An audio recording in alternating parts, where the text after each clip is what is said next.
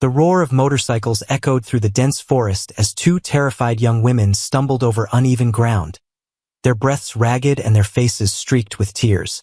Sophia and Emma, daughters of a tech billionaire, had taken a detour on their way to a retreat, only to fall victim to a group of bandits targeting wealthy travelers. Their SUV had been forced off the road, their driver overpowered. Now they were running for their lives. "Keep moving," Sophia urged, pulling her younger sister by the arm. Emma, though exhausted, pushed herself forward, her heart hammering in her chest. The bandits were closing in. Their gruff voices carried through the trees like the growl of wolves hunting prey. Suddenly, the two sisters burst into a clearing. Standing before them was a man, lean and rugged, with eyes sharp as steel. His clothes were simple, patched in places, but his presence was commanding. This was Daniel, a kind-hearted but impoverished man who eked out a living gathering herbs in the forest. Before the sisters could explain, the first bandit charged into the clearing. Without hesitation, Daniel stepped forward. "Stay behind me," he ordered. The girls froze, unsure if the stranger could help against the 5 men who emerged from the trees, armed with knives and clubs. Daniel had no weapon, only the resolve of someone who had faced life's harshest challenges and refused to back down. "What do you want?" Daniel asked, his voice steady but cold. The leader of the bandits smirked. "Those two. Step aside, hero, and you won't get hurt." Daniel's jaw tightened. "Not happening." The bandit lunged, but Daniel moved like a coiled spring. In one swift motion, he sidestepped, grabbing a fallen branch from the ground. The makeshift weapon cracked against the attacker's arm, sending him reeling. The other bandits closed in, but Daniel fought with a ferocity born of necessity, using every ounce of his strength and wit. Sophia watched, her fear giving way to awe.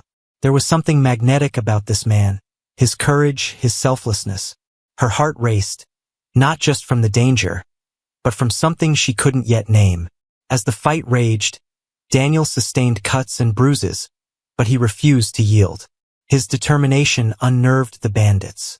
One by one, they faltered and fled, leaving their leader behind. The last man standing stared at Daniel with hatred but also fear. Finally, he spat on the ground and disappeared into the woods. Daniel dropped the branch, his chest heaving.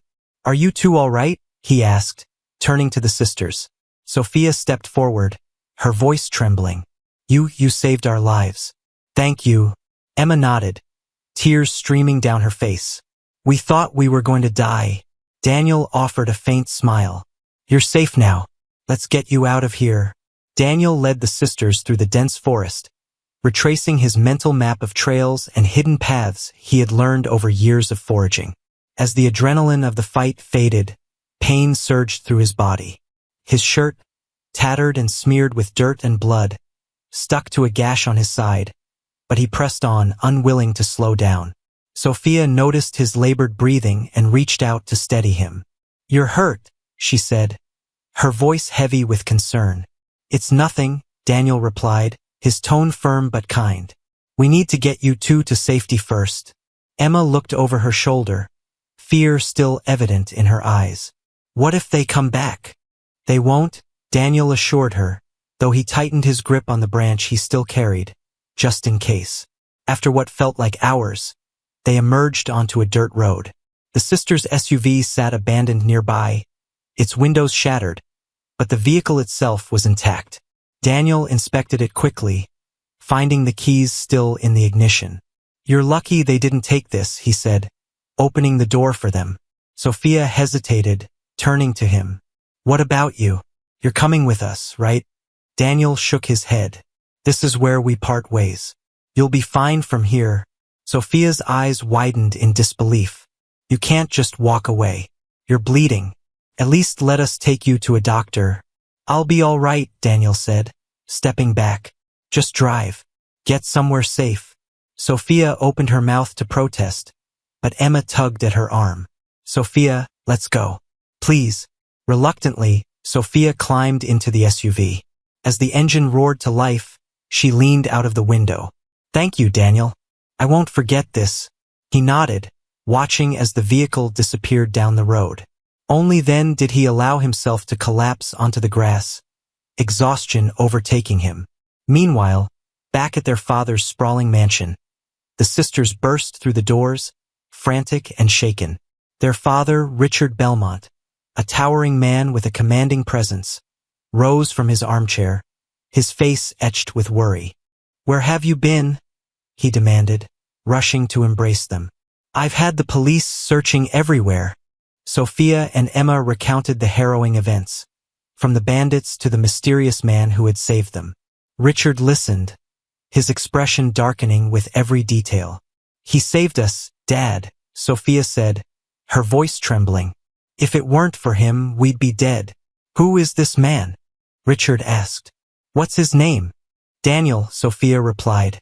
"He didn't tell us much else. He wouldn't even let us help him." Richard's jaw tightened. "Then we'll find him. A man like that deserves more than just our thanks." The next day, Daniel awoke in his small cabin to the sound of knocking. Groggy and still sore, he opened the door to find two men in suits standing on his porch. "Daniel?" one of them asked. "Yes," Daniel replied warily. The man extended a hand. "We're representatives of Richard Belmont. He'd like to meet with you." Daniel frowned. "Why?" The second man smiled. "Let's just say he's very grateful for what you did." Hours later, Daniel found himself standing in front of a mansion that looked like something out of a dream. The opulence was overwhelming, and he felt out of place in his simple, threadbare clothes. Inside, Richard greeted him with a firm handshake. "You're the man who saved my daughters," Richard said, his voice warm but commanding. "I owe you everything." Daniel shifted uncomfortably. "I just did what anyone would have done." "Don't sell yourself short," Richard said. "Courage like yours is rare. I want to reward you." "I don't need a reward," Daniel said firmly. "I only did what was right."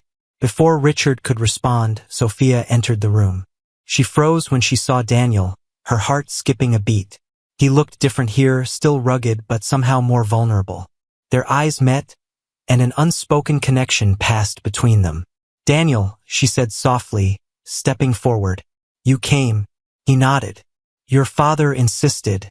As the conversation continued, Sophia found reasons to linger near Daniel, her feelings growing stronger with every passing moment. He was unlike anyone she had ever met, humble, brave, and unshakably kind. Over the following days, Richard tried to offer Daniel money, a new home, even a job in his company, but Daniel refused all of it. He wasn't interested in wealth or luxury.